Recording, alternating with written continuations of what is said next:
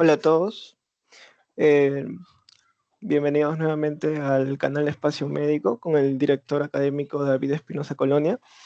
Mi nombre es Francesco Herrera Yen y hoy tocaré el tema del lupus eritematoso sistémico. Este va a ser el índice, voy a tratar que sea una clase bastante corta, pero vamos a tocar cosas como el concepto, la epidemiología, la etiología, factores de riesgo, la fisiopatología, el diagnóstico, el tratamiento y finalmente las preguntas acerca de esta enfermedad. Iniciando ya con el tema, vamos a hablar acerca del concepto. ¿Cómo se define esta enfermedad? Se dice que esta es una enfermedad reumatológica autoinmune compleja de carácter crónico y afectación multisistémica que afecta predominantemente a mujeres en edad fértil. ¿Esto qué significa? Al decir que es una enfermedad autoinmune, bueno, quiere decir que nuestro propio sistema inmune va a ser la causante de esta enfermedad debido a que va a haber una pérdida de la tolerancia. Es compleja porque intervienen muchos factores para que se pueda producir la enfermedad. Es por eso que la etiología es desconocida. Es de carácter crónico porque la enfermedad no aparece, bueno, puede aparecer de forma rápida y brusca, pero normalmente esto suele durar muchísimo tiempo, por eso es de carácter crónico, y tiene una afectación multisistémica, debido a, como vamos a ver después, al desarrollar esta enfermedad pueden aparecer muchas manifestaciones. Esta enfermedad es muy diversa, por eso es que se dice que es heterogénea, porque tiene afectaciones en múltiples órganos, tanto en el riñón, en las articulaciones, en la piel y en muchísimos más. Estos van a afectar predominantemente a las mujeres en edad fértil y vamos a ver por qué. ¿Por qué en las mujeres en edad fértil, que aproximadamente son de 15 a 45 años, es más probable que ocurra esta enfermedad? Y vamos a ver que son por factores específicamente hormonales. Después tenemos que esta enfermedad, ¿cómo aparece? Aparece principalmente porque se producen anticuerpos. Se van a producir anticuerpos y estos anticuerpos se van a unir hacia, hacia el objetivo que tengan estos anticuerpos, porque van a ser específicos y van a formar depósitos complejos inmunes y estos luego se van a depositar en múltiples órganos. Y al depositarse en órganos, se van a inflamar por la activación de múltiples sistemas, como por ejemplo el complemento y también la actuación de otras células inmunes como los macrófagos y los neutrófilos, que van a terminar inflamando a todo el tejido conectivo y va a provocar toda esta sintomatología heterogénea. Vamos a hablar un poco también de los tipos. Aquí he definido claramente 4 tipos, el cual está el lupus sistémico, que se caracteriza por afectar a múltiples órganos. De hecho, es el más frecuente, aproximadamente 70% de todos los lupus es el lupus sistémico.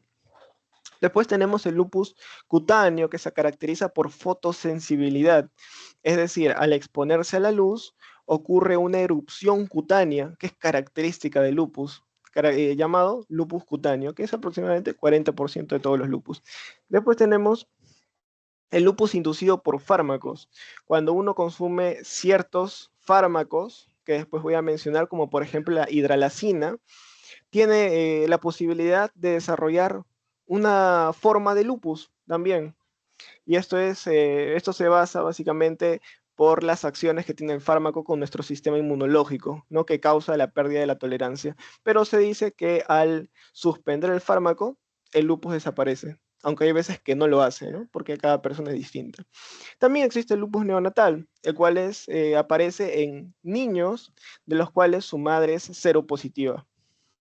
¿No? Que también vamos a hablar que también hay anticuerpos que son específicos para cada tipo de lupus. Por ejemplo, el lupus inducido por fármacos, vamos a ver que los anticuerpos específicos van a ser los anticuerpos antihistonas, mientras que para el lupus neonatal están los anticuerpos anti-Ro y anti-La, que lo vamos a ver próximamente.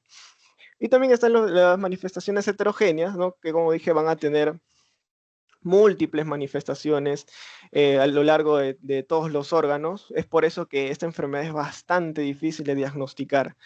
Y después voy a mencionar en el diagnóstico qué es lo que vamos a hacer para poder más o menos intuir si la persona tiene o no tiene lupus. Hablando un poco acerca de la epidemiología, como, como algo central, tenemos que esto sucede principalmente en mujeres. Tenemos que de cada 10 adultos, 9 personas con lupus, adultos con lupus, van a ser mujeres. Es decir, la relación de mujeres y hombres con lupus va a ser de 9 a 1. Hay una gran diferencia de mujeres que tienen lupus y estas mayoritariamente se van a encontrar entre los 15 a 45 años, en una edad fértil, reproductiva. También vamos a ver que a nivel mundial tenemos que más de 5 millones de personas por lo menos tienen alguna forma de lupus eritematoso sistémico, como puede ser lupus cutáneo o lupus inducido por fármacos. Anualmente se van a diagnosticar 16.000 casos y también es importante la etnia. De hecho, dentro de la epidemiología tenemos que tener en cuenta tres cosas. El sexo, que tiene que ser femenino, los antecedentes familiares, porque vamos a ver que tiene un cierto componente genético, y la raza, la etnia. ¿Por qué? Porque la raza afroamericana, es decir, la negra y la hispana, tienen más predominio con respecto a las otras. Entonces, esas son tres. El sexo, los antecedentes familiares, que puede aumentar hasta 10 veces la posibilidad de contraer lupus si es que tienes un familiar con lupus, y la etnia. Esos son los principales datos acerca de la epidemiología y que debemos de tener en cuenta para poder sacar la clínica. Acerca de la etiología, bueno, la etiología en realidad es desconocida, ¿no? No hay un agente etiológico que pueda producir lupus exactamente, pero sí se han visto diversos factores que pueden provocar esta aparición de lupus. Entre estos factores, por ejemplo, tenemos factores genéticos y también tenemos factores ambientales. No solamente hay algo que se hace para que se pueda producir lupus, sino que hay muchas cosas, un conjunto de cosas que pueden llegar a que la persona pueda sufrir de lupus. Aspectos genéticos, habíamos hablado de los antecedentes familiares, y también los factores ambientales, en donde interviene el género, que habíamos dicho que más predominante eran las mujeres, la edad, una edad fértil, las hormonas, porque específicamente las hormonas como el estrógeno y la prolactina tienen un efecto inmunorregulador que puede provocar la aparición de esta enfermedad, también el estilo de vida, exposición al sol, que también es una de las razones por las que puede aparecer debido a, a los rayos ultravioletas que al tener contacto con la piel pueden provocar cambios epigenéticos, que lo veremos también próximamente. Y drogas, como habíamos dicho, que existe lupus inducido por drogas. Y entre otras cosas, también como fumar, que puede dañar a tu sistema inmunológico y hacer que éste se pueda desregular. Las interacciones entre los factores genéticos y el ambiente van a provocar estas respuestas anormales, esta desregulación del sistema inmunológico que va a provocar la aparición de una sintomatología muy variada en los pacientes, que se va a entender mejor con la fisiopatología. El daño sistémico va a estar asociado al depósito de los complejos inmunes, que es, de hecho, el centro de la enfermedad, la formación de los complejos inmunes a partir de la formación de los anticuerpos, que esto nace a partir de la desregulación del sistema inmunológico. Y todo eso va a ser por una sobrecarga de anticuerpos, ¿no? Que van a ser específicos. Y al ser específicos y sensibles también podemos utilizarlos como métodos diagnósticos.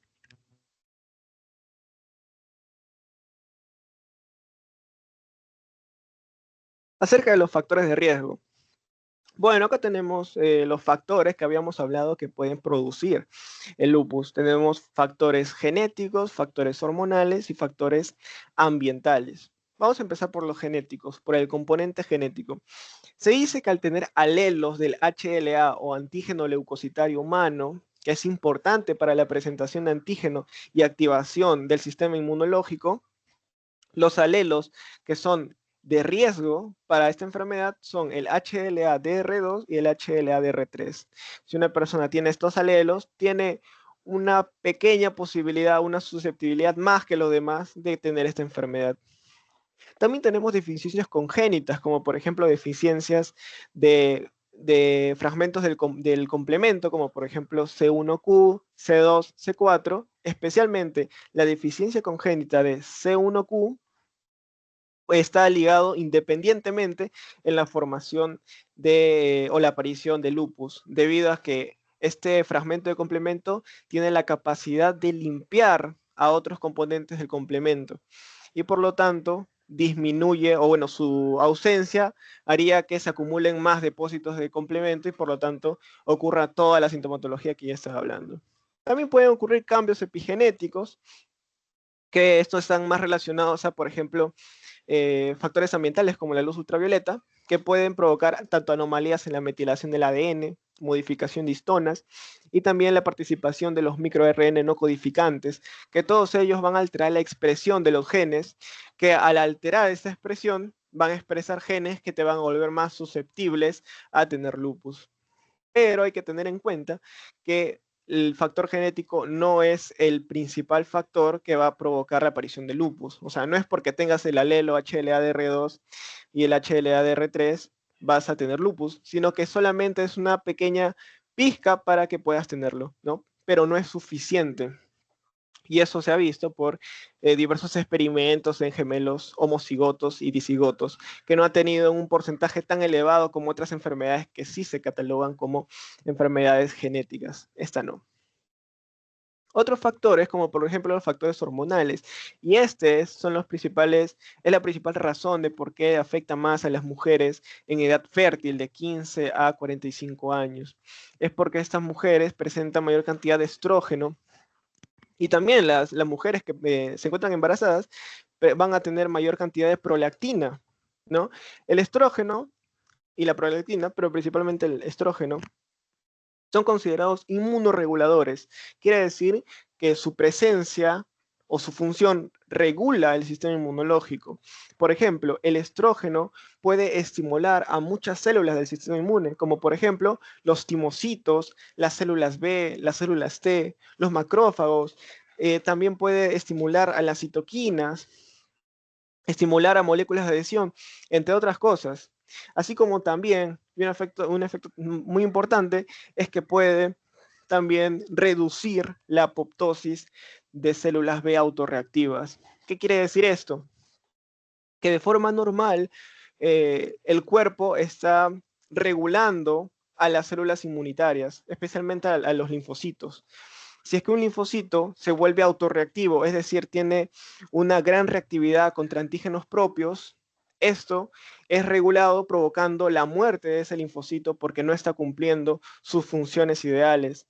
Entonces, el estrógeno participa evitando que se muera o que maten a ese linfocito autorreactivo. Y al evitar que se muera, promueve su supervivencia. Y esta enfermedad está caracterizada por una actividad o una sobreactividad de los linfocitos B, que se sabe que los linfocitos B se pueden diferenciar en otras células llamadas plasmocitos, que son las que producen anticuerpos, y esta enfermedad es por producción de anticuerpos. Entonces vemos la relación importante que tiene el factor hormonal con la enfermedad. Después tenemos factores ambientales. Sí, tenemos muchos factores ambientales. Aquí he puesto algunos. Entre los más conocidos es la luz ultravioleta. Los rayos ultravioleta tienen la capacidad de poder metilar el ADN de las células T y así poder desregular al sistema inmunológico. Así como también infecciones, como infecciones de retrovirus o específicamente del virus de Epstein-Barr, que es un virus caracterizado por su mimetismo molecular.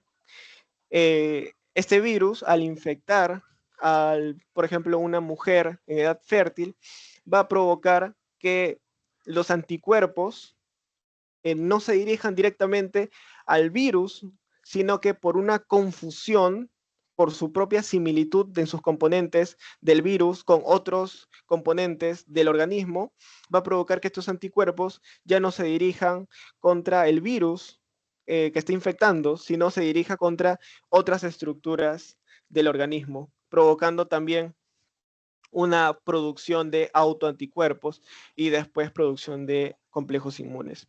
Algunos fármacos también pueden provocar, había mencionado el lupus inducido por fármacos. Los fármacos que tienen una gran actividad, no solamente para lo que son consumidos, sino también tienen efectos secundarios, porque no son directamente específicos, no son selectivos. Entre los fármacos más conocidos, de hecho hay más de 90 fármacos relacionados a la aparición del lupus. Se encuentra la hidralazina, la procainamida, la isoniazida, un fármaco de tuberculosis, la quinidina y muchísimos más fármacos que estén relacionados al lupus. Pero no quiere decir que porque te tomes eso vas a tener lupus, sino es un factor más que te hace propenso a tener lupus, nada más. También se encuentra la disbiosis intestinal, que es la desregulación de la microbiota en el intestino, que como bien sabemos, la microbiota ejerce un papel fundamental en la regulación del sistema inmunológico. Y al haber una alteración en la microbiota, también se altera el sistema inmunológico, provocando la pérdida de la tolerancia. Y fumar también se conoce que altera el sistema inmunológico, haciéndote más propenso a que puedas contraer ese tipo de enfermedades autoinmunes.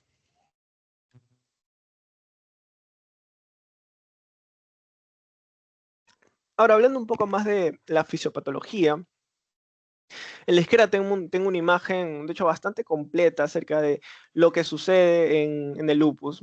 De hecho, la fisiopatología del lupus es un tema de bastante investigación porque no es fácil reconocer y graficar la fisiopatología de una enfermedad autoinmune. Pero aquí tenemos una imagen que puede explicarse bastante bien. Por ejemplo, a la izquierda, bueno, tenemos una célula principal, una célula que se conoce como célula dendrítica plasmocitoide. ¿Esta por qué es importante en esta enfermedad?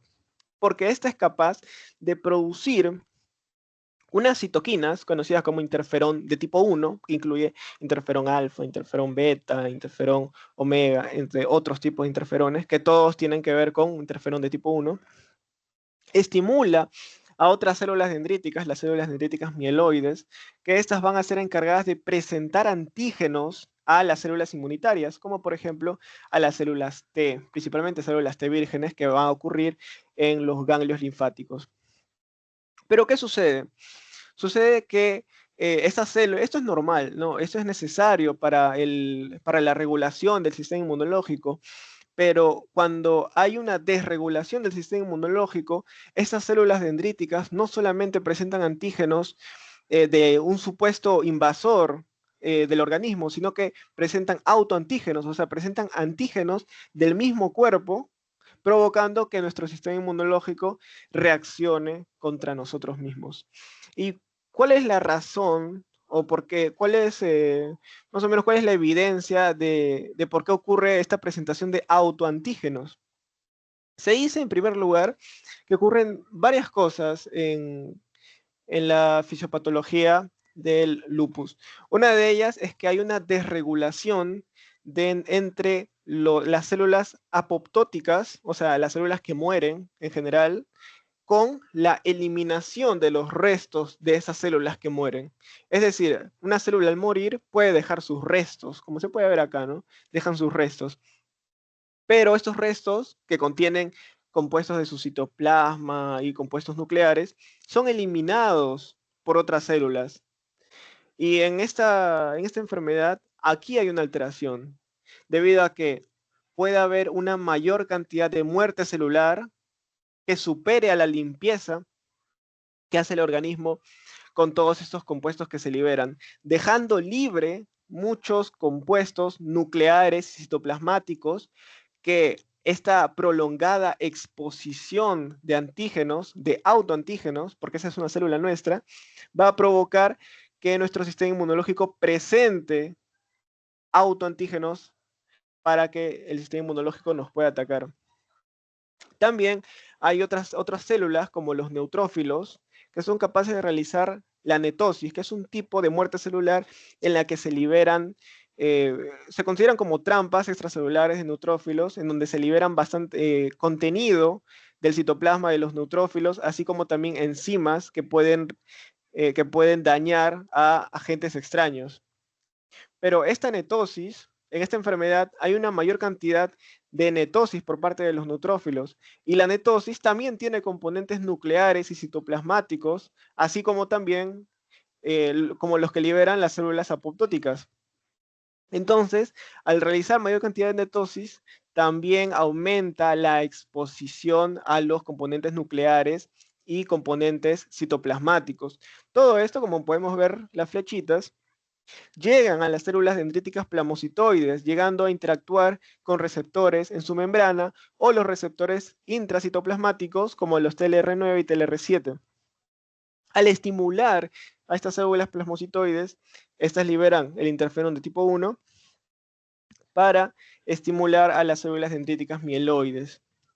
Las células dendríticas mieloides que ya tienen un antígeno de las células apoptóticas o de los restos celulares de la netosis, estas le presentan el antígeno a las células T vírgenes, a las células T no activadas, y estas células T se activan. Y al activarse liberan interleuquinas como la interleuquina 17 que promueve inflamación sistémica, así como también se activa el sistema inmune innato con los macrófagos que también liberan interleuquinas y citocinas, bueno, en sí citocinas, que terminan también promoviendo la inflamación sistémica. Por otro lado, la célula T no solamente libera estas citoquinas, sino que también pueden estimular mediante la interleuquina 21 o también mediante su ligando CD40 a las células B.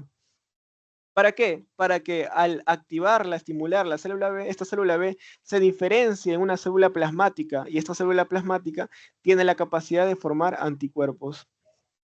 Pero estos anticuerpos van a ser dirigidos contra el antígeno presentado, y en este caso es nuestro autoantígeno. Entonces los anticuerpos van a ser autoanticuerpos que después se van a unir a componentes celulares que van a estar regados por ahí y van a formar complejos inmunes, y los complejos inmunes no se van a dirigir a un órgano específico, sino que van a depositarse en múltiples órganos, por lo tanto va a provocar una manifestación heterogénea. Dentro de los anticuerpos formados, porque hay un montón de anticuerpos que se relacionan con lupus o que se forman en el lupus, dentro de las cuales la principal, o aquí tenemos una tabla en donde tenemos los principales anticuerpos que se forman en el lupus. Por ejemplo, tenemos los anticuerpos anti-ADN de doble cadena, los anticuerpos antihistonas, los anticuerpos anti-Smith, los anti-RNP, los anti-Ro, los anti-La y los anticuerpos antifosfolipídicos o antifosfolípidos, no como el anticuerpo anticardiolipina, la beta-glucoproteína 1 y el anticoagulante lípido. Y aquí tenemos un resumen de lo que sería el cuadro de lo más importante. Tenemos que, por ejemplo, los anticuerpos antinucleares, porque sí, los anticuerpos que se forman en el lupus son específicamente contra componentes nucleares y citoplasmáticos. ¿Por qué? Porque justamente la alteración se debe a células apoptóticas y a la netosis, debido a que se liberan componentes nucleares y citoplasmáticos. Entonces, nuestro cuerpo forma anticuerpos contra estos. Entonces, todo esto va a estar relacionado. Por eso van a encontrar anticuerpos contra el ADN o contra histonas, que también forman parte de la cromatina. Los anticuerpos ANA o antinucleares se dice que son el mejor marcador del ES, son los más sensibles, es decir, que te permiten sospechar en una mayor probabilidad de acierto de que la persona tiene lupus. Esto quiere decir porque los anticuerpos ANA o antinucleares son bastante sensibles con el lupus, o sea, aparecen en mayor cantidad en personas con lupus. También tenemos los anticuerpos anti-ADN de doble cadena, el cual son específicos y sensibles y nos dan actividad y compromiso renal, ¿no? Nos dan una señal de la actividad de la enfermedad y del compromiso renal. También tenemos los anticuerpos anti-Smith, los cuales, como su nombre, anti-Smith específicos, son los más específicos. ¿Qué quiere decir que son específicos? Quiere decir que te permiten, es lo opuesto a lo sensible, hay sensible y específico, ¿no? Lo específico te permite no confirmar un diagnóstico, sino descartarlo. O sea, si una persona, por ejemplo, presenta un anticuerpo anti-Smith, ya no puede ser de otra enfermedad, puede ser de lupus, ¿no? Pero no es sensible, no te puede confirmar un diagnóstico. También tenemos los anticuerpos anti-Ro, que junto con los anticuerpos anti-La son marcadores del lupus neonatal, que habíamos dicho que es un tipo de lupus en niños de madres seropositivas. Pero el anticuerpo anti-Ro está más relacionado con el bloqueo cardíaco congénito, que se va a dar al momento de nacer en el niño que presenta el lupus neonatal. Los anticuerpos anti-La también va a ser un marcador de, además del lupus neonatal, también de protector para nefritis. Es decir, que su presencia indica que hay protección para un tipo o una complicación del lupus que vendría a ser la nefritis lúpica, que es cuando los complejos inmunes se depositan en el riñón. También tenemos los anticuerpos antihistonas, que van a ser característica del lupus inducido por fármacos, como los fármacos que había mencionado, la hidralazina, la isoniazida. Todos estos van a producir más cantidad, o bueno, una cantidad interesante de anticuerpos antihistonas. Por otro lado, también tenemos los anticuerpos antifosfolípidos, como estaba aquí, que están relacionados, así como el síndrome fosfolipídico, está relacionado con la trombosis y abortos, también con la preeclampsia, ¿no? Que aquí está también, con trombosis, con preeclampsia y abortos. También con microangiopatía trombótica también está relacionado. Bueno, acerca de las manifestaciones clínicas, son bastantes, que de hecho había mencionado, ¿no? Que la enfermedad es una enfermedad heterogénea, son demasiadas manifestaciones clínicas. Y bueno, acá está un poco resumido y lo más importante que se tiene que saber de la enfermedad, pero son bastantes igualmente. Las más frecuentes, las manifestaciones más frecuentes van a ser las manifestaciones articulares, que aquí los puse dentro del dominio musculoesquelético, articulares, la afectación cutánea o mucocutánea, que afecta a la mucosa o a la piel. También están las hematológicas, que son afectaciones de la sangre, y serológicas, ¿no? Que vendría a ser la formación de los anticuerpos que ya habíamos hablado antes, ¿no? Los anticuerpos específicos. Vamos a empezar por las manifestaciones constitucionales. Las manifestaciones constitucionales son las menos específicas, pero son importantes que la tengamos en cuenta. Dentro de las cuales son, por ejemplo, la fiebre o febrícula, la astenia y la pérdida de peso. Que bueno, ayuda un poco nada más la fiebre de origen desconocido principalmente, porque si la fiebre está relacionada con una infección u otro indicio de otra enfermedad, no está dentro de las manifestaciones clínicas de lupus, sino que esta fiebre es parte justamente de la inflamación crónica y sistémica del lupus, pero no tiene que estar relacionado a ninguna otra enfermedad. Y eso lo vamos a ver en el diagnóstico, que va a ser justamente después. Dentro de los criterios diagnósticos, incluyen a la fiebre sin causa aparente. Siempre va a ser sin causa aparente. ¿Por qué? Porque el lupus, para diagnosticar lupus, siempre tienes que descartar otras enfermedades hasta que al final te quedes con lupus. ¿Por qué? Porque las manifestaciones del lupus son bastante heterogéneas y son poco específicas. Pero vamos a ver que, bueno, algunas son características, ¿no? Por ejemplo, dentro de las manifestaciones mucocutáneas, las que afectan tanto a la mucosa como a la piel, tenemos que se pueden catalogar como específicas e inespecíficas. Las específicas son las que forman parte del lupus nada más, y las inespecíficas es que pueden estar también en otras enfermedades.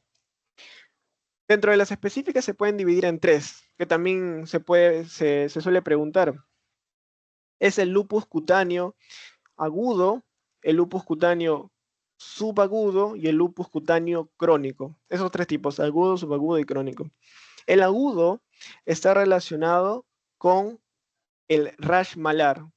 El rash malar es la afectación más frecuente a nivel de la piel en las personas con lupus cutáneo agudo. ¿Y qué es el rash malar? Bueno, acá como podemos ver en la cara, es un eritema, o son varios eritemas en forma de máculas o pápulas que van a aparecer en el rostro, pero van a tener una particularidad, que bueno, acá también se puede ver, ¿no?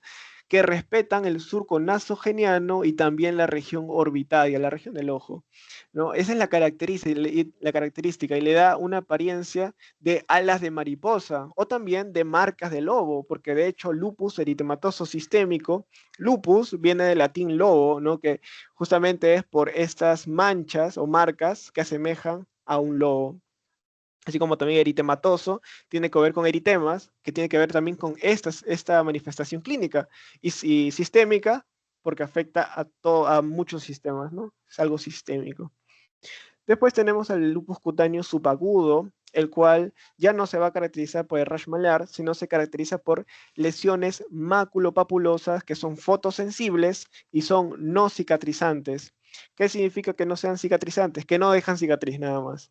Estos pueden aparecer en el tórax superior, como se puede ver aquí, en el tórax superior, en el escote, en la espalda, en los brazos, en el antebrazo, y también pueden aparecer en las manos, pero respetando los nudillos. ¿No? Entonces aquí tenemos, por ejemplo, un caso de lupus cutáneo subagudo, porque vemos que estas lesiones maculopapulosas aparecen por exposición al sol, por eso se llama fotosensible, y aparecen en estas zonas, ¿no? En la región del escote, tórax superior, brazos, antebrazos, etc., en la espalda también, ¿no? A comparación de la aguda, que se caracteriza por estos eritemas que forman alas de mariposa, que son principalmente en la cara y tienen límites bien definidos. También tenemos el lupus cutáneo crónico, que se caracteriza por el lupus eritematoso discoide, que es un tipo de lupus también, que es parte del lupus cutáneo crónico, que está caracterizada por llagas, así heridas en la piel, que van a ser cicatrizantes, es decir, van a dejar cicatrices. ¿Y dónde van a estar normalmente? Bueno, van a estar en la cara y también en el cuero cabelludo. Entonces aquí tendríamos un caso de lupus cutáneo crónico, de lupus eritematoso discoide. Mira, que aparece en la cara y también en el cuero cabelludo. Son llagas que dejan cicatrices. Ni la aguda, ni la subaguda dejan cicatrices. Bueno, ahora vamos a pasar a las musculoesqueléticas. Estas van a afectar tanto a los músculos como a los huesos, pero principalmente la más frecuente, la artritis. Dentro de las manifestaciones que van a haber más frecuentes, en general también, de las más frecuentes es la artritis, que aparece en el 90%. Esta puede aparecer tanto como un dolor articular que es medio leve o llega hasta moderado también, es migratorio, puede llegar hasta tener una artritis deformante que te deforma las manos por una laxitud ligamentosa, ¿no? Que es cuando aumenta el coeficiente de elasticidad en de los ligamentos, en las articulaciones, lo que le hace dar una apariencia deformada, como por ejemplo en este caso, que se trata de una artropatía de Yakut, que se caracteriza por los dedos que tienen como una forma de cuello de cisne y el pulgar en forma de Z, ¿no? Y eso justamente por la laxitud ligamentosa y por esta inflamación, ¿no? De hecho, las personas que presentan esta clase de artritis muchas veces se las confunde con que pueden presentar artritis reumatoide, justamente porque es bastante similar, se puede confundir bastante, ¿no? Pero por eso es necesario tener en cuenta otras sintomatologías, si es que hay afectación sistémica o no, y también el aspecto serológico, no saber qué tipo de anticuerpos, porque el artritis reumatoide también tiene anticuerpos específicos. Entonces, tenemos que ver parte de la serología y parte de las demás manifestaciones clínicas. Dentro de la artritis, bueno, se caracteriza por ser no erosiva, es decir, no daña al hueso, como sí lo hace la artritis reumatoide, y también es simétrica. Otros tipos de afectación musculoesqueléticas que son raras, no son comunes, están la necrosis vascular y la miositis, pero la más frecuente es la artritis.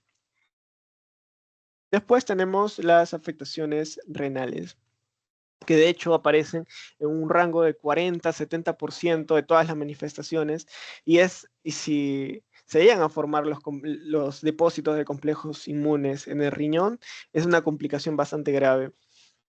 Al provocar este depósito de complejos inmunes, aparece lo que se conoce como una glomerulonefritis, ¿no? Una inflamación en los glomérulos renales, que son parte del riñón. Y esto provoca la glomerulonefritis lúpica, o también conocida como nefritis lúpica, ¿no? Que es una de las complicaciones más frecuentes y también de las de las manifestaciones que aumentan mucho la tasa de mortalidad en personas que tienen lupus. Es por eso que es necesario controlar las personas que aparecen con afectación renal. Y tiene una característica, sí, sí tiene características. ¿Cuáles son las características?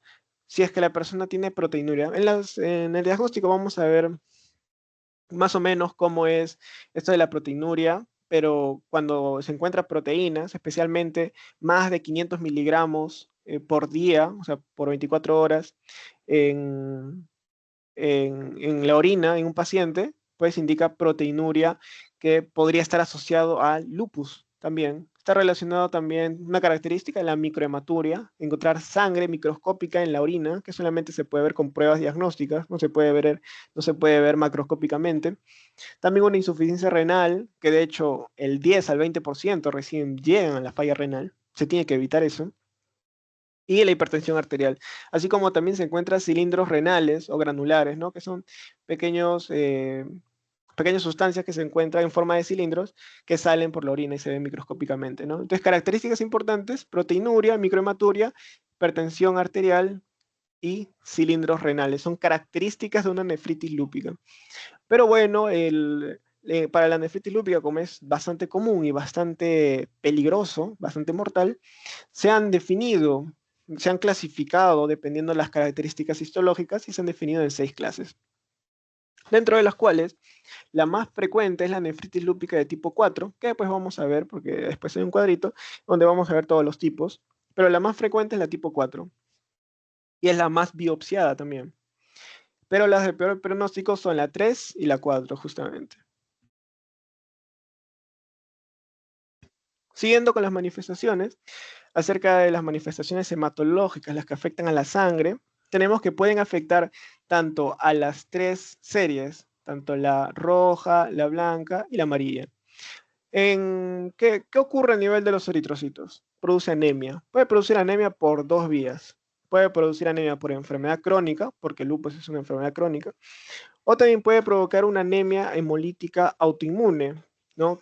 Que bueno, para conocer si es que es una anemia hemolítica autoinmune, se tienen que conocer como las pruebas diagnósticas que aparecen o son características de una anemia hemolítica autoinmune, que son, por ejemplo, bueno, la anemia hemolítica autoinmune se da cuando los eritrocitos se rompen y dejan todo su contenido a nivel de los vasos sanguíneos, de la sangre, ¿no? Entonces vamos a encontrar en las pruebas diagnósticas, vamos a encontrar componentes que deberían estar dentro de los eritrocitos, como por ejemplo, vamos a encontrar una alta concentración de bilirrubina no conjugada, vamos a encontrar una elevada concentración de LDH, de lactato deshidrogenasa, también como va a haber una eliminación, una destrucción de estos eritrocitos, también van a haber un aumento de los reticulocitos y también va a haber una disminución de la aptoglobina, ¿no? Y bueno, también cuando hay una anemia hemolítica autoinmune puede salir la prueba de COMS directa positiva, ¿no? Que también puede salir negativa,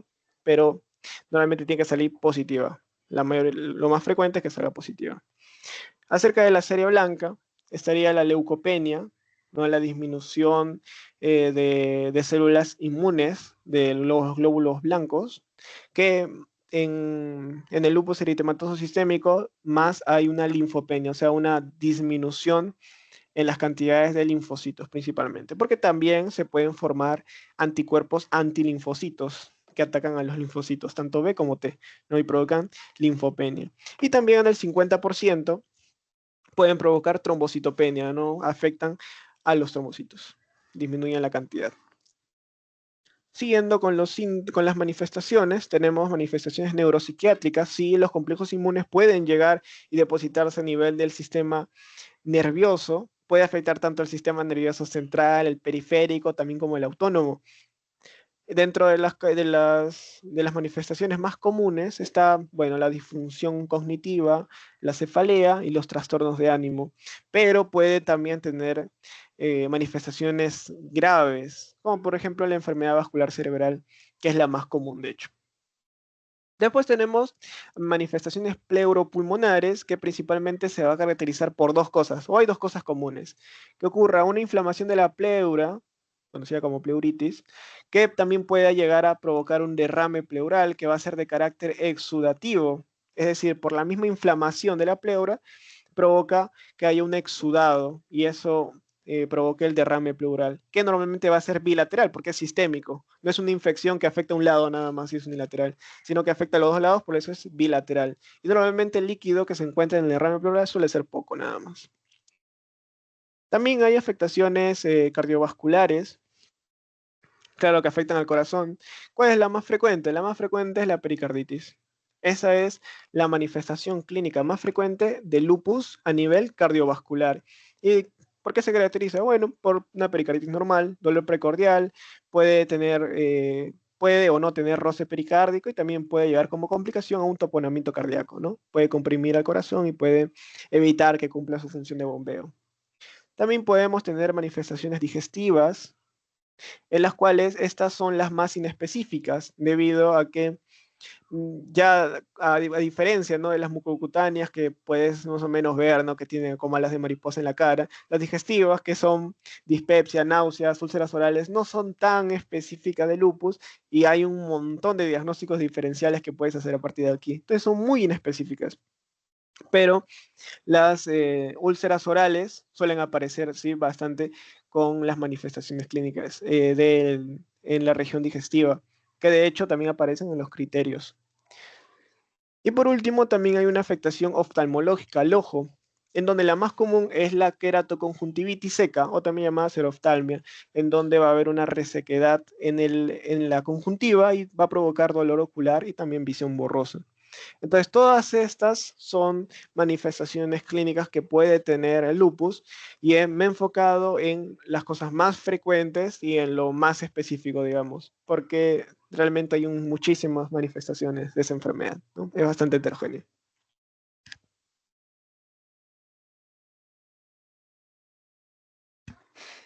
Y bueno, aquí he agregado un poco acerca de la nefritis lúpica, porque es una de las complicaciones más frecuentes, entonces hay que prestarle un poco más de atención a esto, ¿no? Había mencionado que hay 6 clases que se han clasificado por las características histológicas, en donde tenemos que cada uno tiene, digamos, un nombre, ¿no? Por ejemplo, la clase 1 se llama nefritis lúpica mínima mesangial. ¿Por qué se llama mínima mesangial? Porque es mesangial porque van a haber depósitos en el mesangio, así nada más. Pero estos se van a ver solamente por inmunofluorescencia, es decir, a un microscopio óptico no se va a poder ver. Los glomérulos van a ser normales, por eso se le conoce como mínima. Esa es la clase 1, ¿no? Digamos que es la menos grave, ¿no? Los glóbulos están normales al microscopio óptico, pero sí hay depósitos.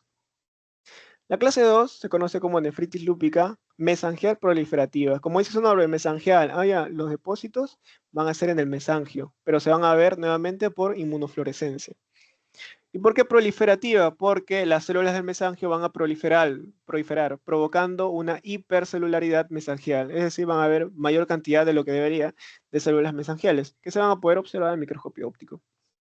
La siguiente es la clase 3, que es la nefritis lúpica focal.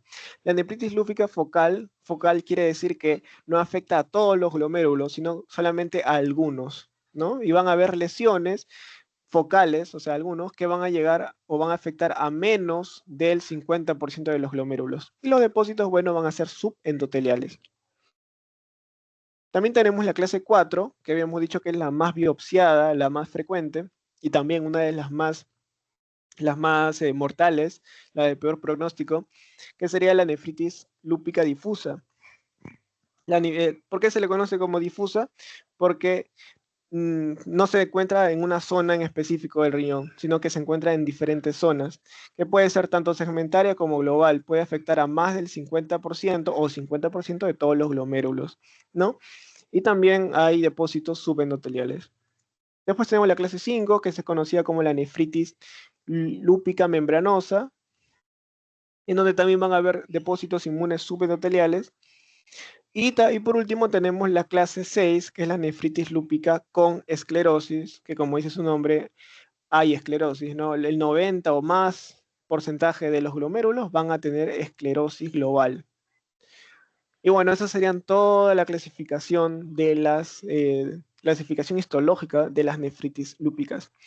Pero también he podido sacar un poco que para poder conocer, ¿no? qué tipo de nefritis tienes, tienen que hacerte una biopsia, tienen que sacarte un pedazo de riñón para poder verlo al microscopio. Y dependiendo de cómo se ve, lo clasifican en clase 1, 2, 3, 4, 5, 6. Pero no le vas a hacer una biopsia renal a una persona que tiene síntomas bastante heterogéneos. O sea, que puede ser una enfermedad X y le vas a hacer una biopsia de riñón. Eso no debería ser. Entonces, lo que han hecho, han puesto condiciones para que se pueda pedir una biopsia renal y así confirmar una nefritis lúpica. Que después también vamos a ver que si se confirma que la persona tiene ANA positivo y también nefritis lúpica de tipo 3 o 4, ya se puede confirmar el diagnóstico por lupus eritematoso sistémico. Por eso la biopsia renal es importante, ¿no? Porque esa es de las más comunes y con las complicaciones más comunes de esta enfermedad. ¿Y cuáles son los requisitos para pedir una biopsia renal? Bueno, si la persona presenta una caída de la tasa de filtración glomerular sin otra causa aparente, o sea, sin una enfermedad que también tenga el paciente, sino que venga de la nada, que disminuye la tasa de filtración glomerular, sin otra causa, mira, hay una sospecha mucho más grande de que pueda ser lupus. También puede haber una proteinuria que sea superior a 500 miligramos en 24 horas, o también puede ser que el cociente proteína creatinina en muestra matutina sea mayor al 0.5. Este es el más importante para poder determinar si es que se le puede hacer una biopsia renal a un paciente con sospecha de lupus. Siempre que tenga una proteinuria más de 500 miligramos por 24 horas, es un candidato para realizar una biopsia renal, ¿no? Y es de las más importantes.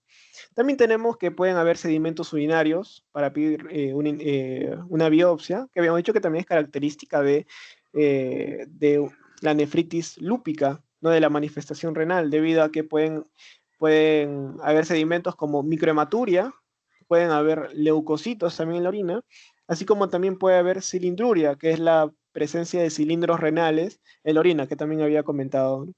Y bueno, también el deterioro inexplicado, que no se sabe, ¿no? Descartas todo, pero no se sabe aún por qué se ha deteriorado la función renal, también es una sospecha más para poder realizar o una razón para realizar una biopsia renal, con propósito de buscar una nefritis lúpica.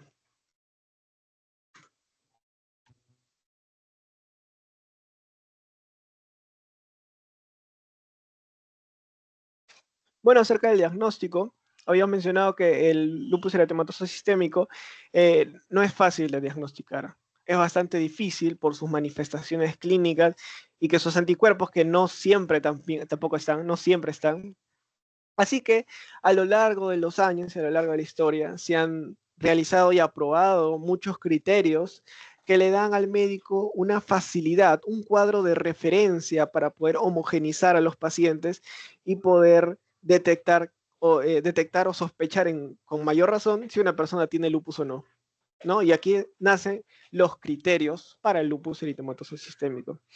Y esto tiene una historia, ¿no? Primero aparecieron los criterios de los ACR, que son los criterios del Colegio Americano de Reumatología, en 1982, de los cuales después fueron modificados en 1997. Después de esto aparecieron los criterios SLIC en 2012, los cuales, a comparación de los de 1997, le otorgaron mayor sensibilidad al diagnóstico, en donde agregaron también el dominio de los anticuerpos antifosfolípidos en los criterios SLIC. Y por último, agregaron en 2019 los criterios EULAR, que es la Liga Europea contra el Reumatismo, junto o en asociación con el Colegio Americano de Reumatología en 2019, formaron un nuevo criterio llamado criterios EULAR ACR 2019, que le otorgaron una mayor especificidad a comparación de los criterios SLIC del 2012, y le otorgaron una mayor especificidad, ¿no? Los criterios SLIC tenían 83.6% de especificidad y estos nuevos criterios aumentaron a 93.4% y mantuvieron la sensibilidad.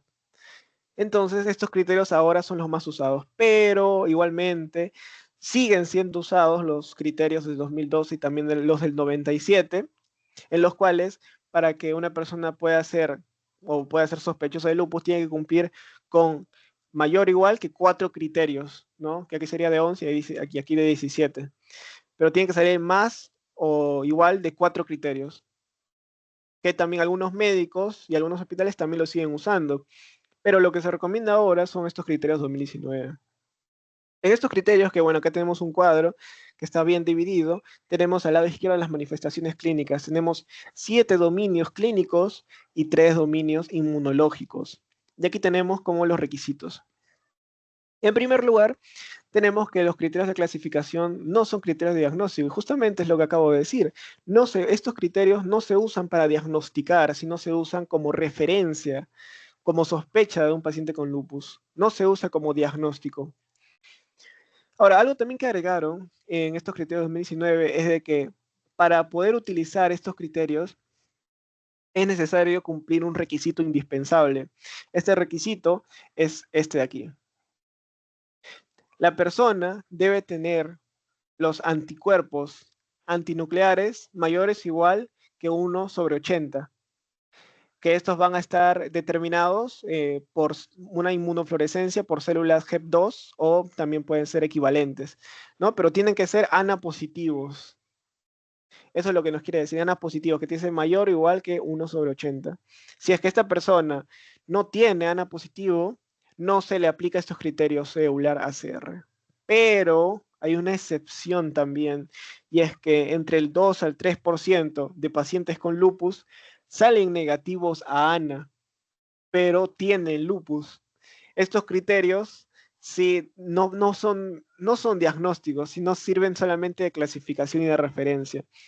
Es por eso que tratan de ser lo más específicos y sensibles posible, pero siempre va a haber una excepción de personas, ¿no? A las personas que tienen ANA positivo, se le tienen que después realizar otros marcadores y parámetros, como por ejemplo, se le tienen que medir los anticuerpos antifosfolípidos para reconocer su presencia o no, y también marcadores de la actividad del lupus, como son el complemento. O sea, si tienen hipocomplementemia, o sea, baja cantidad de fragmentos de complemento, quiere decir que se están usando fragmentos del complemento, se forman complejos inmunes, quiere decir que hay enfermedad autoinmune.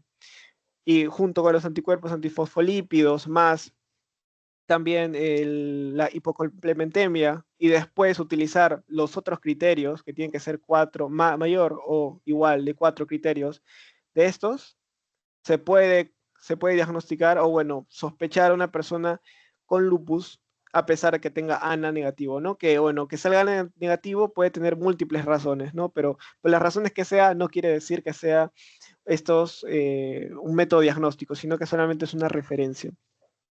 Ahora, dentro de este cuadro, ¿no? Tenemos manifestaciones constitucionales, claro, tenemos fiebre sin causa aparente, descartamos todo tipo de fiebre por infección, fiebre por X cosas, si es que no se sabe por qué fiebre, se le ponen 2 puntos según estos criterios, ¿no? Después tenemos manifestaciones cutáneas, articulares, neuropsiquiatras, serositis, ¿no? Que acá está, por ejemplo, la pericarditis y el derrame pleural. Manifestaciones hematológicas, en las citopenias, en las 3 series, tenemos afectaciones renales mayor de 0.5 gramos o 500 miligramos por hora, por 24 horas. Las clases de nefritis que había explicado, que si se consigue o se detecta por biopsia renal una clase 3 o 4, sale en 10. Y según estos criterios, para que se puedan clasificar a una persona con lupus, esta persona, aparte de tener este requisito indispensable, ¿no? De tener ANA positivo, también tiene que tener por lo mínimo o por lo menos 10 puntos en estos criterios. Y el único que tiene 10 puntos es si la persona tiene nefritis lúpica clase 3 o 4. Es por eso que dije, si una persona tiene ANA positivo y se le detecta que se le hace una biopsia renal y tiene nefritis lúpica clase 3 o 4, automáticamente se le clasifica como un diagnóstico de lupus, ¿no? Pero bueno, otras condiciones para aplicar estos criterios es que solamente se tienen que usar eh,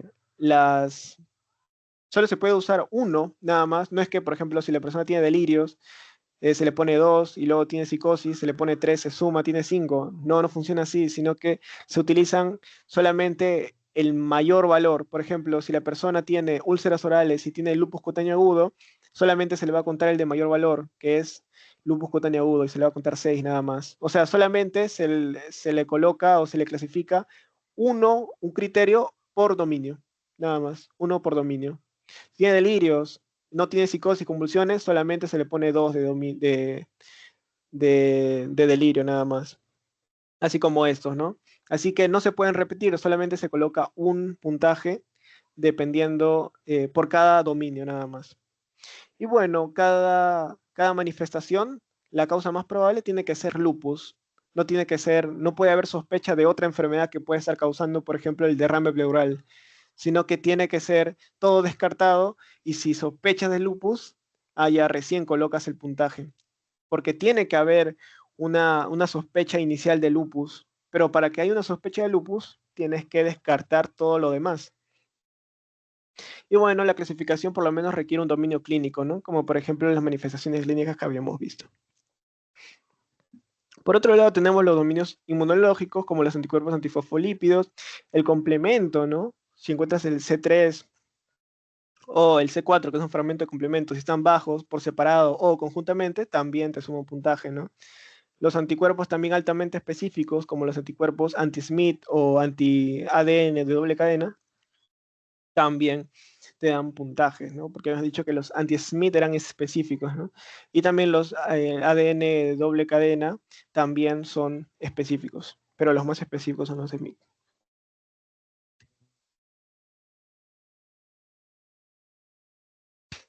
Bueno, acerca del tratamiento, aquí se ha organizado un poco acerca de todos los fármacos que se utilizan para poder tratar esta enfermedad. Y es que el lupus eritematoso sistémico no tiene un tratamiento que tenga como finalidad la cura de la enfermedad, sino que solamente se trata de evitar el progreso de la enfermedad y los nuevos brotes. O sea, solamente se le trata a la persona disminuyendo toda la sintomatología y evitando que la persona pueda tener estos brotes de inflamación de la nada, ¿no? Porque las personas con lupus tienen una enfermedad crónica, o sea, tienen lupus por muchísimo tiempo y durante todo ese tiempo pueden tener, pueden tener un periodo de remisión, es un periodo donde no sienten nada, están felices, pero luego un periodo en donde hay una exacerbación de su sintomatología, empieza de la nada, tiene una serositis, o de la nada le empieza a doler las articulaciones, o de la nada empieza a tener, bueno, lo normal, lo que tiene fotosensibilidad, ¿no? Entonces pueden haber un inicio brusco o también puede haber un inicio gradual a lo largo de los primeros 5 años. Entonces, lo que se trata, lo que se quiere hacer con el tratamiento es evitar todos estos nuevos brotes de la enfermedad, ¿no? Y para eso se utilizan terapias farmacológicas, terapias biológicas y también fisioterapia, todo con el fin de que la persona pueda vivir al máximo su vida. Dentro de los tratamientos farmacológicos, lo que principal vamos a usar van a ser, bueno, en general, como la enfermedad es una enfermedad autoinmune, se utilizan fármacos que reduzcan el sistema inmunológico. Y esto es un poco peligroso porque puede provocar que esta persona sea susceptible, por ejemplo, a infecciones, ¿no? Entonces hay que tener bastante cuidado con respecto al tratamiento. Y bueno, acá tenemos, por ejemplo, dentro de la terapia farmacológica de los fármacos, tenemos a los antipalúdicos, que, bueno, los antipalúdicos tenemos a los glucocorticoides, a los inmunosupresores y a los antiinflamatorios. Los antipalúdicos son fármacos que se utilizan justamente para el paludismo, también conocido como malaria. Estos fármacos se han visto que tienen una efectividad bastante grande con respecto a esta enfermedad. Lo que hacen es aumentar la supervivencia del lupus y también evitar los brotes de enfermedad, dentro de los cuales los principalmente utilizados son la hidroxicloroquina y la cloroquina.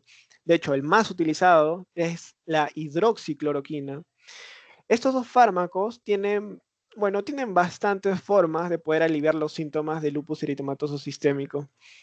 Por ejemplo, pueden suprimir la respuesta de las células T, de las células B, también inhiben o reducen la presentación de antígenos por parte de las células dendríticas, reducen también la actividad de las citoquinas, entre otras funciones.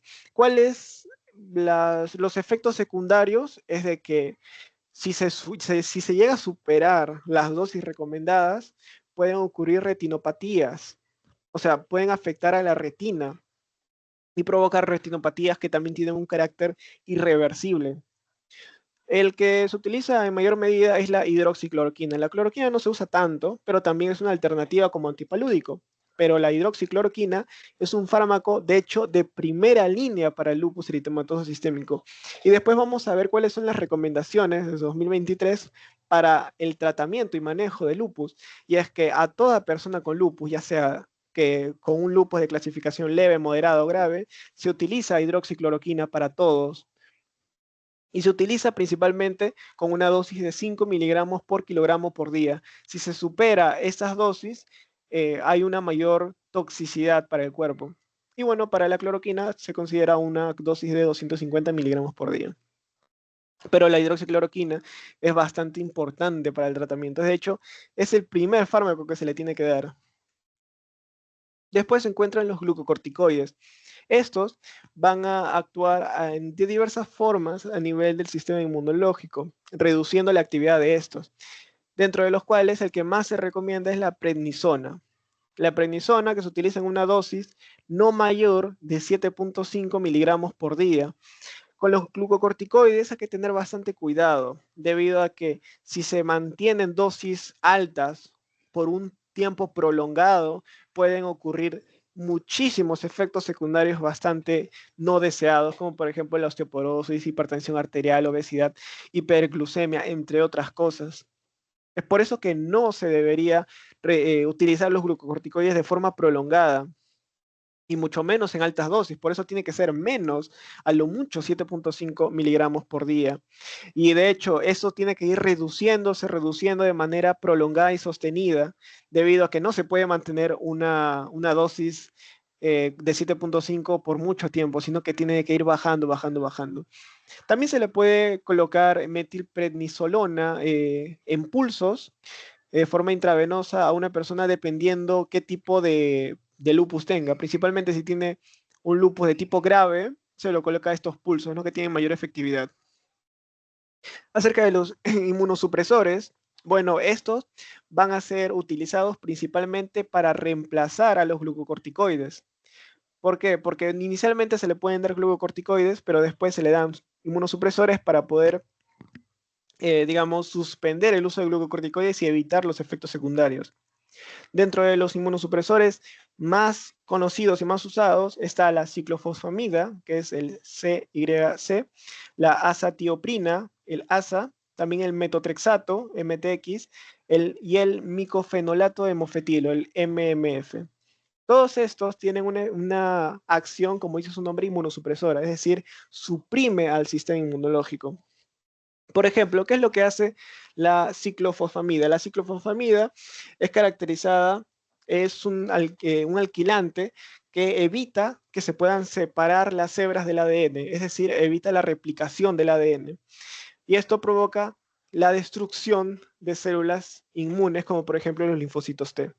Tiene un efecto secundario claro, es hepatotóxico, debido a que en el hígado es donde se activa y se metaboliza este fármaco. Y al metabolizarse, se liberan también especies reactivas de oxígeno que generan daño intrínseco al hígado, provocando hepatotoxicidad. Y bueno, acerca de la azatioprina, también tiene efectos secundarios, como por ejemplo, supresión de la médula ósea, por ejemplo. El metotrexato, el MTX, también es un fármaco inmunosupresor que este es conocido como un antagonista del ácido fólico. ¿De qué manera es antagonista del ácido fólico? Principalmente inhibe la síntesis de purinas, principalmente. ¿Tiene efectos secundarios? Claro, tiene efectos gastrointestinales, ¿no? Una toxicidad gastrointestinal. Después tenemos el micofenolato de mofetilo, que esta va a inhibir principalmente la enzima inosina monofosfato deshidrogenasa, que también está esta participa a nivel del sistema inmunológico. Entonces, todos estos son inmunosupresores de diferentes formas y tienen efectos, de hecho, lógicos, ¿no? Si son inmunosupresores, pueden haber una supresión a nivel de la médula ósea, puede haber toxicidad, como había mencionado, como por ejemplo con la ciclofosfamida, con la acetiotropina, eh, y todo eso puede provocar toxicidad hepática y diferentes tipos de toxicidad también gastrointestinal, etc, etc. También se le puede dar antiinflamatorios, como por ejemplo los AINES, ejemplo ibuprofeno, el cual simplemente te va a servir para poder aliviar dolores articulares, como las artralgias. También puede disminuir los dolores en los músculos y también disminuir la fiebre, ¿no? Esa sería más o menos su función y por qué se recomendaría usar antiinflamatorios. Pero como pueden ver, la terapia farmacológica tiene función de disminuir el sistema inmunológico. Por otro lado, tenemos la terapia biológica. ¿Qué es la terapia biológica? Se usan anticuerpos monoclonales. Y sí, los anticuerpos monoclonales son anticuerpos que son modificados a nivel de laboratorio para poder producir un tipo específico de anticuerpos, dentro de las cuales los aceptados por la FDA, por la Administración de Alimentos y Medicamentos, es el Melimumab y el Anifrolumab, que se aceptó en 2021, de hecho. Pero por mucho tiempo el Belimumab ha sido el anticuerpo monoclonal de excelencia y el único aprobado por la FDA. También se encuentra el Rituximab, o también llamado RTX, que, bueno, este no ha sido aprobado por la FDA y tiene bastantes casos malos como buenos. No se recomienda a primera línea para nada, pero también se utiliza principalmente cuando hay afectación renal. Acerca del Belimumab, este es un anticuerpo monoclonal IgG1 que va a unirse a una proteína, a una citoquina que promueve la diferenciación y aumenta la supervivencia de los linfocitos B, como puede ser el BAF, o también conocido como BLIS, perdón. El BAF, que es el factor activador de células B o linfocitos B, y BLIS, que significa estimulador de linfocitos B. Estos, como había mencionado en la fisiopatología, las células dendríticas liberan principalmente el BAF, que lo que hace es aumentar la diferenciación de las células B para que se diferencien en plasmocitos y también aumenta la supervivencia de esas células. Y lo que hace el Belimumab es unirse al BAF o BLIS y hacer que no puedan llegar a los receptores que se encuentran en los linfocitos B, y así que los BAF o BLIS no cumplen su función. Y por lo tanto, no haya una sobreactivación de los linfocitos B, como es parte de la fisiopatología del lupus. También tenemos el anifrolumab, el cual es un inhibidor del receptor de interferón de tipo 1, que habíamos mencionado que es una citoquina esencial y central en esta fisiopatología, que estimula las células plasmocitoides mieloides. Y después tenemos al rituximab, que es un anti-CD20, el cual es una proteína de membrana que también puede aumentar la supervivencia de los linfocitos B. Entonces, todo eso son como los targets o las dianas terapéuticas que utilizan los anticuerpos monoclonales. Hay muchísimos más, claro que sí, pero no están aprobados y no están en las guías tampoco para el tratamiento de lupus, sino que el Belimumab y el Anifrolumab son los más característicos anticuerpos monoclonales, que no se usan de primera línea, sino que se usan más que nada cuando hay afectación renal o extrarrenal con afectación orgánica. Aquí tenemos las recomendaciones EULAR para el manejo del lupus eritematoso sistémico 2023, en el cual se dividen esta enfermedad en una enfermedad leve, moderada a severa, ¿no? Y podemos destacar que dentro del lupus, tanto leve, moderada, severa, la primera línea, tanto segunda, primera línea, segundo, todo, primerito, es la HCQ, que es la hidroxicloroquina, que hemos dicho que era un fármaco antimalárico o antipalúdico. Que esto ya antes solamente se usaba cuando la persona con lupus tenía afectaciones articulares o mucocutáneas, pero ahora se utiliza para todos los tipos de lupus, tanto severo, moderado o leve. Después también se puede utilizar glucocorticoides intravenosos para todo, también para lupus leve, moderada, severo. De segunda línea se puede utilizar el metotrexato, la asa, también se puede utilizar la azatioprina o también el micofenolato de mofetilo, ¿no? Como se puede ver aquí. Como tratamientos de primera línea para lupus severo a moderado, se puede usar estos anticuerpos monoclonales, como puede ser el belimumab y el anifrolumab, los cuales son utilizados principalmente de primera línea cuando hay afectación extrarrenal y también afectación orgánica, ¿no? También se pueden utilizar fármacos como los inhibidores de la calcineurina, como los CNI, que bueno, la calcineurina también es una molécula importante, activadora del sistema inmunológico. Entonces, lo que hacen estos fármacos es inhibir esta parte del sistema inmunológico para reducir la autoinmunidad. Y en los casos severos, se utiliza la ciclofosfamida. Mira, separando todo lo leve y lo moderado, lo severo, se utiliza la ciclofosfamida, que habíamos mencionado que tiene hepatotoxicidad.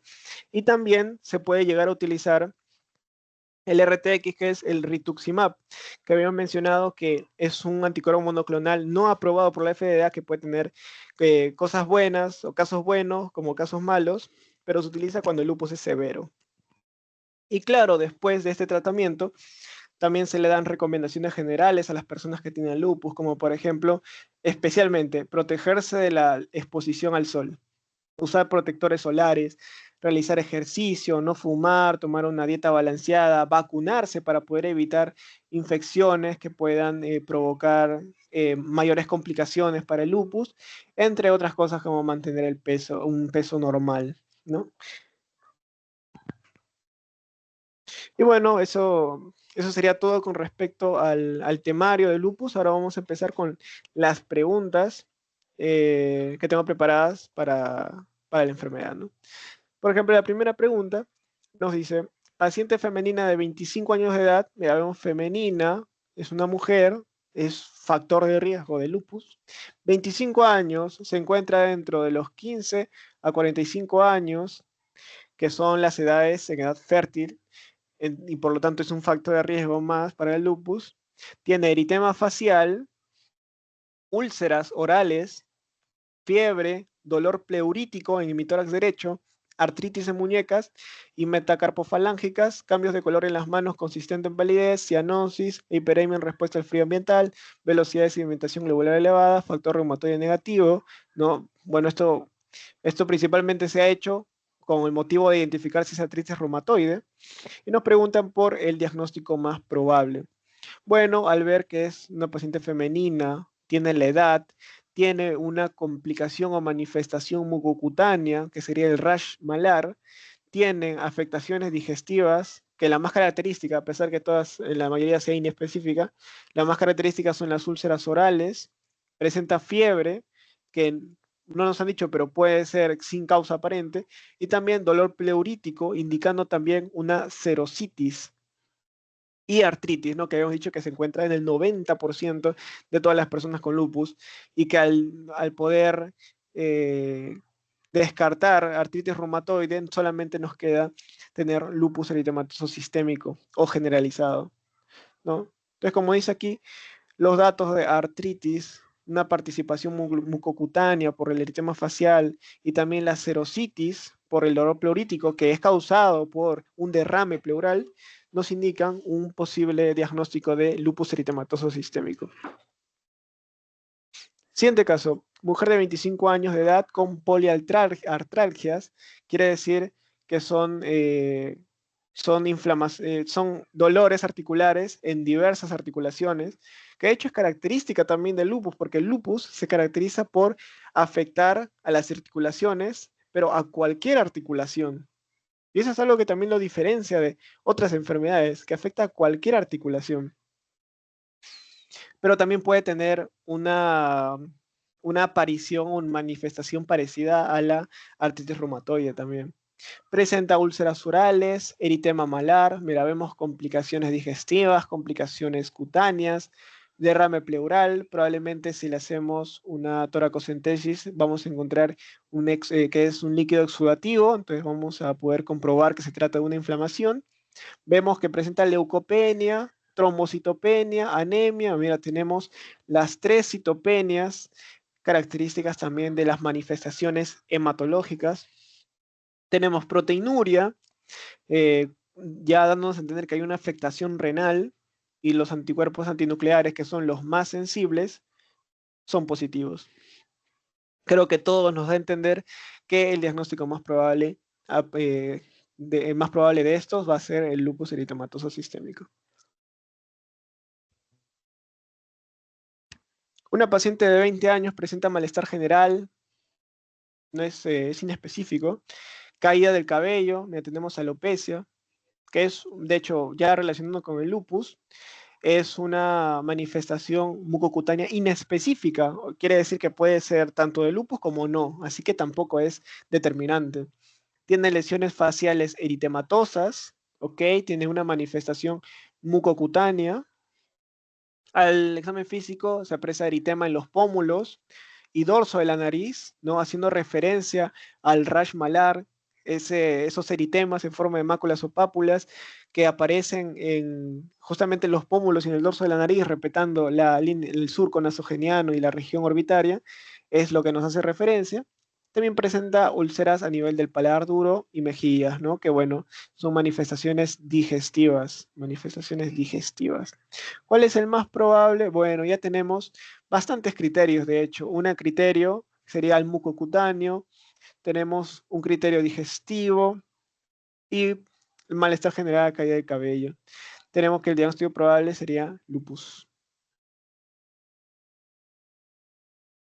13. Una paciente de 25 años presenta fiebre, astenia, son manifestaciones constitucionales, dolores musculoarticulares de un mes de evolución, o sea que son duran bastante, un mes es bastante para sostener dolores musculoarticulares. También presentan lesiones cutáneas eritematosas en las mejillas, dorso nasal. Ya, mira, al decir que tienes un eritema en los pómulos o mejillas y en el dorso nasal, ya nos estás haciendo referencia al rash malar, que es bastante característica del lupus, pero no es diagnóstico. Y también tiene en los hombros. Se dice que se dan exámenes generales en donde hay un hemograma con hematocrito 35, plaquetas de 80.000, los glóbulos blancos 40.000, linfocitos 18 y 2% de monocitos. También presenta una elevada cantidad de creatina plásmica. Bueno, aquí lo que podemos ver principalmente es que los linfocitos, que normalmente tienen que estar en un porcentaje del 25 al 40%, están bajos, o sea, hay una linfopenia, una característica, linfopenia. Después tenemos, por ejemplo, a nivel de las plaquetas, que es menor que 150.000 plaquetas. Como es menor, tenemos trombocitopenia. Y después, bueno, no dice si el paciente es hombre o mujer, pero el hematocrito parece estar dentro de lo normal. Solamente nos indican que hay una citopenia o dos citopenias en dos series. Luego nos presentan el rash malar y dolores musculoarticulares.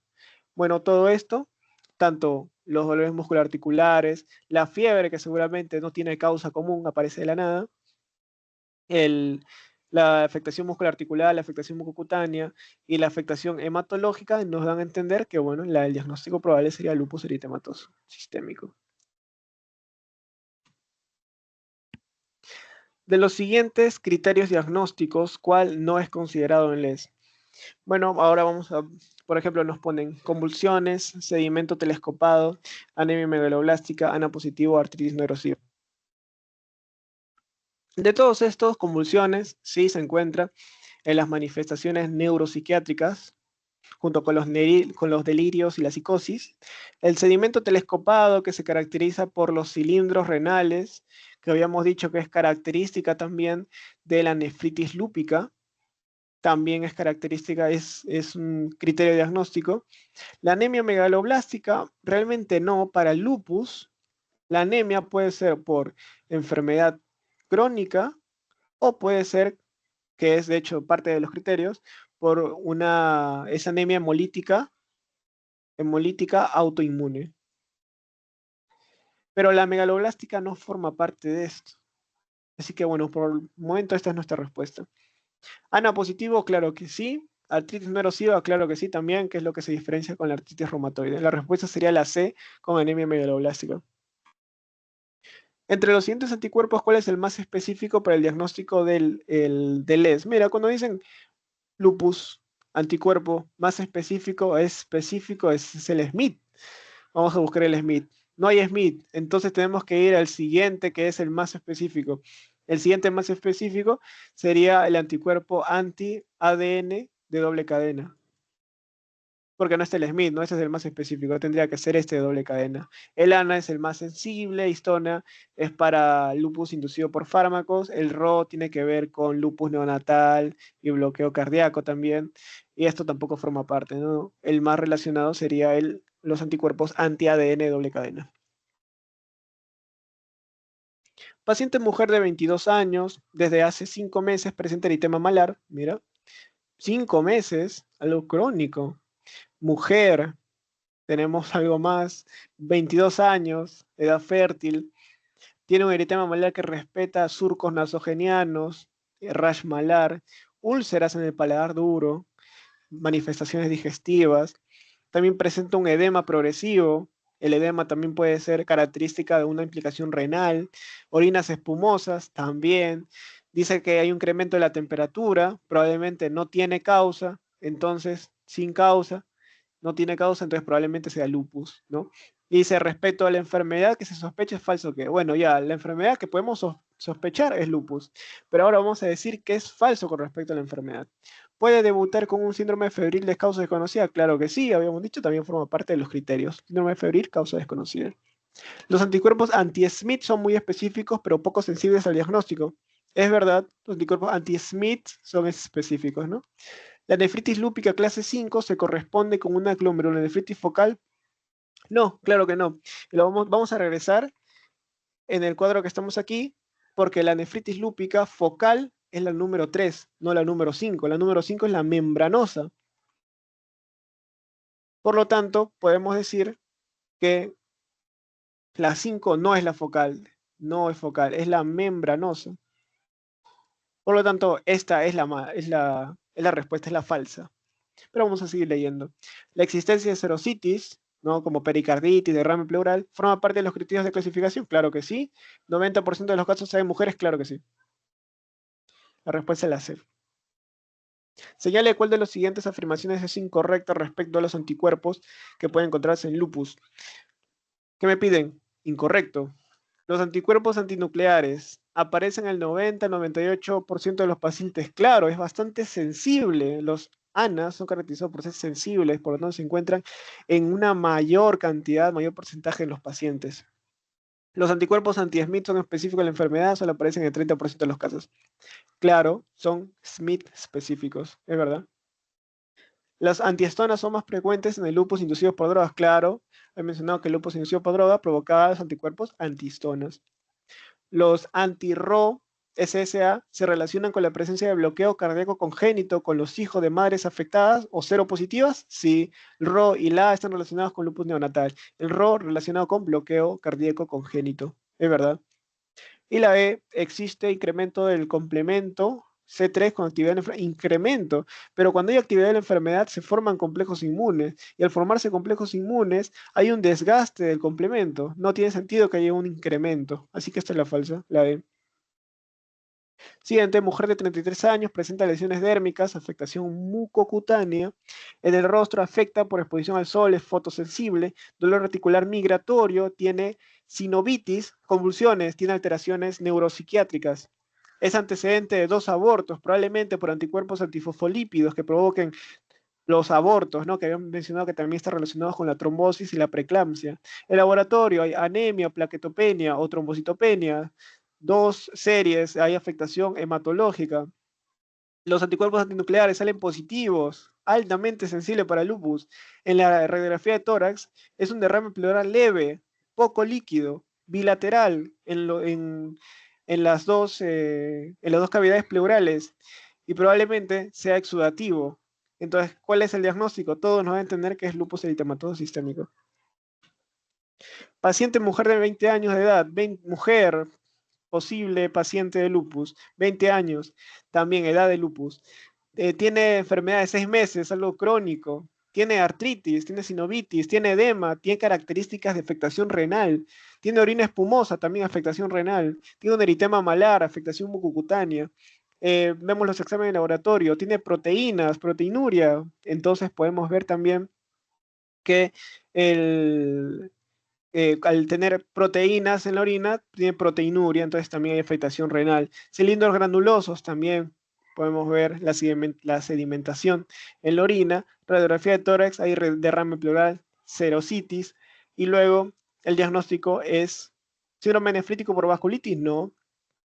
Artritis reumatoide, no. Esclerosis sistémica, no. El lupus eritematoso sistémico, claro. De hecho, el lupus eritematoso sistémico provoca más síndrome nefrótico que nefrítico, a pesar que provoca glomurulonefritis. Y bueno, la respuesta sería la D. Mujer de 33 años, nuevamente mujer, edad fértil, fotosensibilidad, aumento del volumen de los codos, probablemente indique, porque en el codo hay una articulación, probablemente indique una inflamación de la articulación, una sinovitis, eritema malar, alteración o manifestación mucocutánea, sinovitis en codo, justamente relacionado con esto, derrame pleural, serositis. ¿Cuál es el diagnóstico probable? Tenemos todo para diagnosticar, o bueno, para sospechar bastante de lupus eritematoso sistémico. La manifestación cardíaca más frecuente del lupus eritematoso sistémico es, había mencionado que cuando hay una manifestación cardiovascular, afecta principalmente al pericardio, provocando dolor precordial, con o sin roce pericárdico y como complicación, taponamiento cardíaco. La respuesta, pericarditis. La D. Mujer de 25 años con edad, poliartralgia, o sea, tiene bastantes dolores articulares. Esto nos indica probablemente algo sistémico. Tiene úlceras orales, manifestación digestiva, eritema malar, tiene manifestación mucocutánea, derrame pleural, serositis, resultados de laboratorio, leucopenia, trombocitopenia, anemia, ya nos dieron todo, todas las citopenias, tiene afectaciones hematológicas, proteinuria, tiene afectación renal, ANA, tiene afectación serológica, que es la más sensible. ¿Cuál es el diagnóstico más probable? Es el lupus. Mujer de 28 años, mujer nuevamente, 28 años, tiene hace 6 meses, crónico, edad, tiene la edad del lupus, es el sexo del lupus, que hemos dicho que lo más importante es el sexo, antecedentes y etnia. Luego tiene malestar general, poliartritis nuevamente, afectación sistémica, tiene 125/80, bueno, tiene una presión arterial normal, tiene una frecuencia cardíaca, digamos, en el límite, una frecuencia respiratoria más elevada, tiene alopecia, palidez, adenopatías cervicales múltiples, tiene una hemoglobina bastante baja para ser mujer, urea, creatinina, examen de orina tiene hematuria, cilindros hemáticos, proteínas, eso nos indica también daño renal. Tiene ANA y antihistamínico positivo, ya es sensible para el lupus. En la radiografía de los pulmones tiene lesión homogénea en el tercio inferior de la emitora izquierda. ¿Cuál es el diagnóstico? Todo ya nos ha dado las características de un lupus eritematoso sistémico. ¿Cuál de los siguientes exámenes permite predecir el grado de actividad lúpica? Cuando hablan de grado de actividad lúpica se refiere al grado de la enfermedad. Y la enfermedad está regida básicamente por la actividad de la formación de complejos inmunes, que esto gasta complemento. Por lo tanto, si es que hay una hipocomplementemia por pérdida de complemento, es el que nos va a predecir con mayor exactitud el grado de actividad lúpica. La respuesta sería complemento de C3, C4. Porque los anticuerpos realmente no nos dan grado de actividad, sino que nos dan el grado de actividad de la formación de los complejos. Una mujer de 35, nuevamente mujer, 35 años, tiene el sexo y tiene la edad, tiene artralgias en manos y rodillas, asociadas a astenia, desde hace 3 meses es crónico, ya tiene afectación articular, tiene úlceras orales, también tiene manifestación digestiva, eritema facial, tiene manifestación mucocutánea, tiene proteinuria, tiene un hemograma normal, bueno, no hay manifestación hematológica, pero hay afectación renal. La conducta más adecuada, si es que es una persona sospechosa de lupus, ¿qué es lo que se tiene que hacer? Principalmente Dentro de los criterios se encuentra que lo primero, requisito indispensable, solicitar a ANA. Si sale mayor o igual que 1/80 en ANA, recién se le hacen los criterios diagnósticos. También se le pueden realizar otras pruebas, como por ejemplo los anticuerpos anti-ADN de doble cadena, que son tanto sensibles como específicos y dan una actividad, o sea, dan una forma de conocer la actividad de la enfermedad, y también el complemento que también nos dan que es la mejor forma para poder saber o predecir la actividad del lupus eritematoso. O sea que la respuesta sería la E. No vas a iniciar con tratamiento, no vas a iniciar con tratamiento, no vas a solicitar este anticuerpo, que es son los anticuerpos anticitoplasma de neutrófilos, ni factor reumatoideo, porque tu principal sospecha es LES, no es artritis reumatoide, y tampoco vas a iniciar con el tratamiento de arupurinol, sino que primero vas a asegurarte de que tus sospechas sean lo más probable posible que sean lupus, no darle tratamiento de una. Una paciente presenta altralgias, manifestación músculo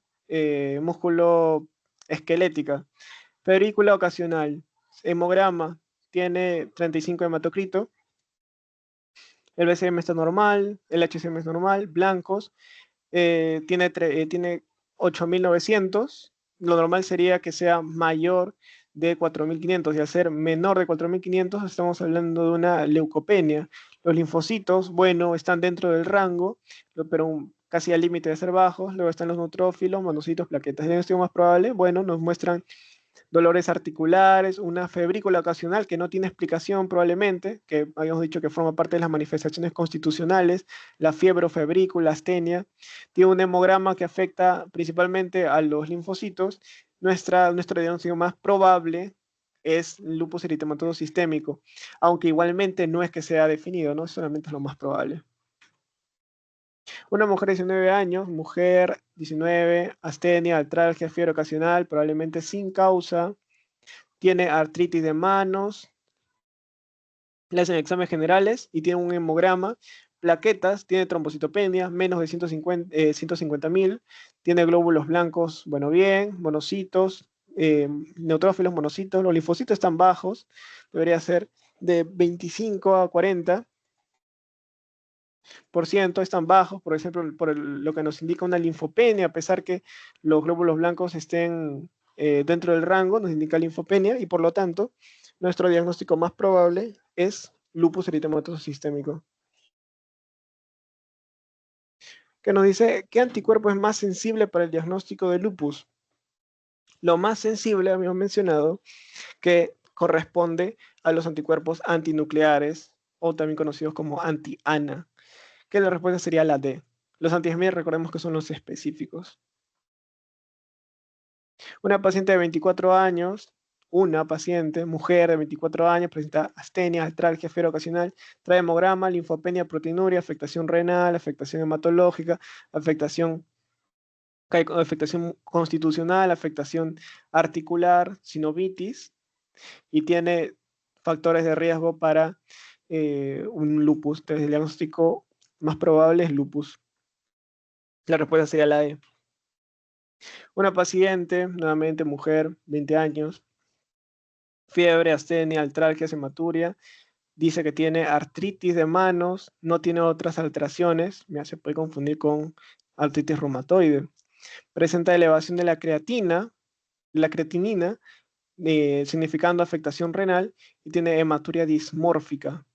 Bueno, cuando nos hablan ya de afectación renal, es un poco más difícil que sea una artritis reumatoide, como dice aquí, aunque faltarían algunos datos más, como por ejemplo datos de anticuerpos, que nos hagan un poco diferenciar con la artritis reumatoide, debido a los factores de riesgo y las artralgias, junto con las hematurias. O sea, hay más de una afectación en las articulaciones, como por ejemplo afectación renal, con la hematuria, la creatinina, ya nos hacen sospechar mucho más que es más de lupus que de artritis reumatoide. Entonces el diagnóstico más probable es lupus. Paciente, una nuevamente mujer, 24 años, astenia, artralgias, trae un hemograma, destaca leucopenia, nuevamente afectación hematológica, tiene proteinuria, afectación renal, rango nefrótico, más de 3.5, y nos preguntan cuál es el diagnóstico más probable. Bueno, factores de riesgo, nos hablan síntoma constitucional, músculo articulares, afectaciones hematológicas y afectaciones renales. Todo indica lupus eritematoso sistémico, probablemente, ¿no?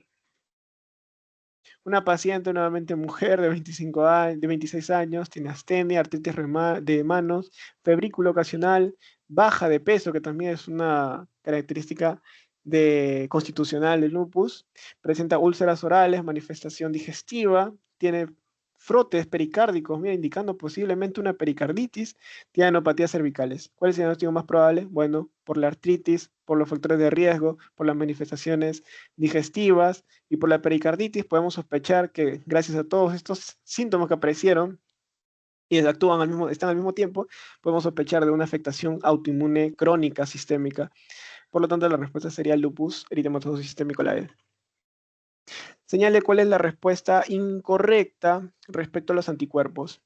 Los antinucleares aparecen en el 95 al 98%, pero no son diagnósticos. Es verdad, son sensibles, por eso aparecen en gran cantidad, pero no son diagnósticos, solamente sirven de referencia. Había mencionado que hay un 2 a 3% de personas que pueden salir con ANA negativo. Por eso este porcentaje justamente de 5 a 2% que también puede salir negativo. No están en el 100% de los pacientes. Los anti-SMI son específicos, claro, SMIT específico, es correcto. Antihistona más frecuente usado por drogas, verdadero. Anti-RO se relaciona con la presencia de bloqueo cardíaco. Había una pregunta así parecida también. RO y la lupus neonatal, el RO principalmente con bloqueo cardíaco congénito. A ver, y por último, los antifosfolípidos están siempre presentes y se relacionan con la actividad de la enfermedad. Los que se relacionan con la actividad de la enfermedad habíamos dicho que es el complemento. Siempre presentes, ni siquiera ni los antinucleares están presentes, los antifosfolípidos menos van a estar. La respuesta es la E, es la más incorrecta, de hecho la única incorrecta. Y siguiente creo que es la última.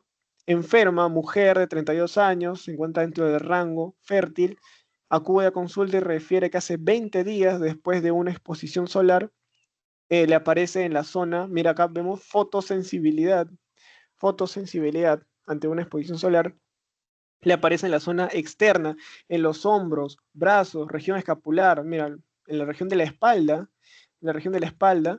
lesiones anulares, edemato-edematosas en su borde y con regresión central. Tienen algunas confluentes de 2 o 3 centímetros de diámetro que apenas le ocasionan molestias. A ver, podemos ver que es por fotosensibilidad. Tiene factores de riesgo de lupus y tiene fotosensibilidad principalmente en zonas de hombros, brazos, región escapular, lesiones. O sea, en otras zonas. No nos hablan que son llagas que producen cicatrices, sino que hay fotosensibilidad que ocurre en otras zonas. Eso es característica de el lupus eritematoso cutáneo subagudo. ¿Por qué? Porque el agudo está caracterizado por el rash malar, eso ocurre en el rostro, ya es bastante característico, bien definido.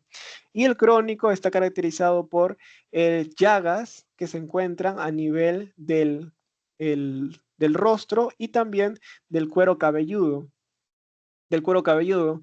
Y cuando se habla de fotosensibilidad en otras zonas, normalmente suele relacionarse a un subagudo, que vendría a ser esta la respuesta. La respuesta sería la D. Y bueno, muchas gracias por escuchar.